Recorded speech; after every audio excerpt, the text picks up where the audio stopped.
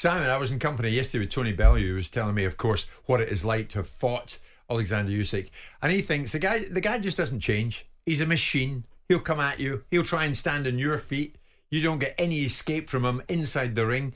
And we'll see more of it against Fury on the 21st of this month. I'm sure we will. It's up to Tyson Fury to impose himself in this fight and do better than he did in the first fight. I still think the best version of Tyson Fury, which I don't know whether we'll ever get again, but the best version of Tyson Fury would deal with Usyk. But Usyk has gone through the division, done everything that he needed to do, so you can't give him anything other than plaudits. And by the way, he is exactly as Adam describes. He's a very elegant, sophisticated, balanced athlete that gives credit. I love the way he refers to the opportunities he got given by Anthony Joshua. I think that's such an elegant way to look back on the legacy that he's inherited for himself or gained for himself. I think it'll be a fascinating fight. No one knows whether Tyson Fury can dig deep. He's never been in this space before. He's never lost. So nobody knows whether he has the ultimate ability to come back, but he's fighting against somebody that is just a brilliant athlete. Just a brilliant boxer in all respects. And I think he's a lot more than 1% talent. I agree. I think it's a huge talent, and he's a southpaw to boot as well. You don't win 350 amateur fights and then 21 professional fights, stay undefeated, climb up to heavyweight, having cleaned up the cruiserweight world if you haven't got talent. He's got huge talent. I think his point was, though, that, and it's his message to kids, because when he does call it a day on boxing, he wants to inspire the next generation. He wants to work with kids. And he has kids of his own, of course. He's very family-minded. And I think for him it is all about, putting one foot in front of the other and keeping going. And that's what makes Oleksandr Usyk just special. And he's also a very, very intelligent man and a very nice guy. Adam, I mean, we've just passed a special anniversary. In November 2015, Fury pulled off one of the great boxing upsets when he outpointed Vladimir Klitschko to become heavyweight champion of the world. Do you think we will still see the best version of Tyson Fury again? That's the big question. I hope so. We all hope so. We want the best Tyson Fury to go in the ring on December the 21st. You could look at the rematch with Deontay Wilder. That was his best performance in my book, the second fight. He was absolutely fantastic. And yeah, look, if he can go and do that again and utilise his size and strength and somehow out-muscle and really affect Usyk and break him down, it will be another wonderful display. Can he do it these years later? Are the legs still there?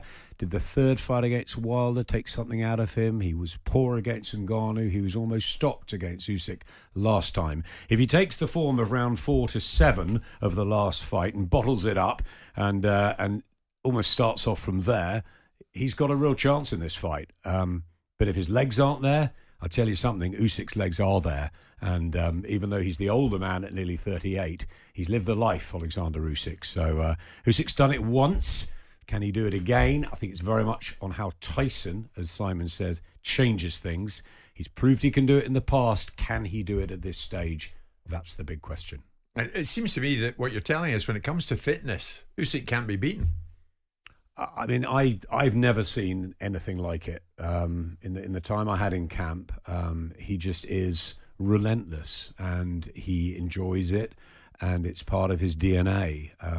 He plays football.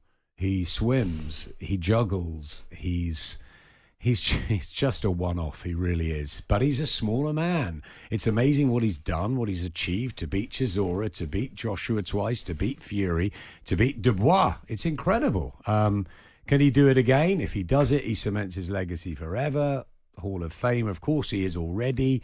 I don't know what else is there left to prove if he does it again. If Fury does it, then we look forward to a trilogy, because Usyk hasn't been beaten before. It's an interesting thing, because no one saw the decline of Tyson Fury when he gave Derek Chisora a 12-round beating and when he completely outclassed Dillian Whyte, completely outclassed him.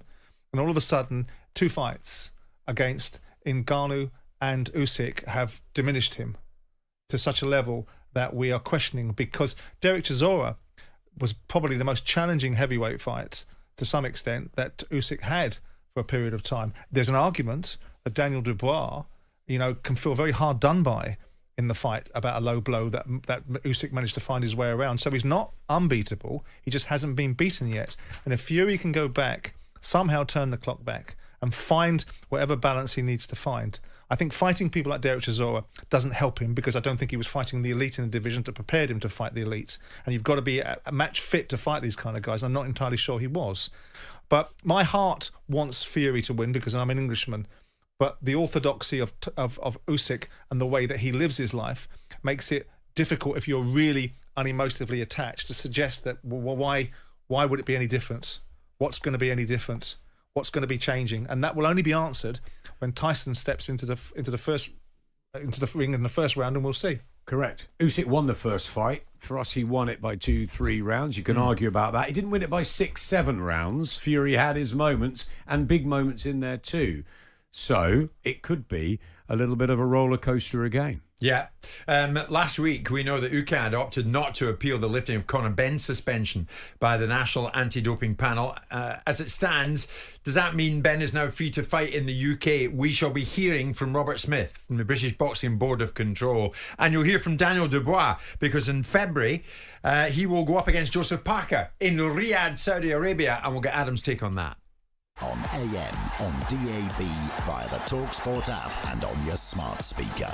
talkSPORT.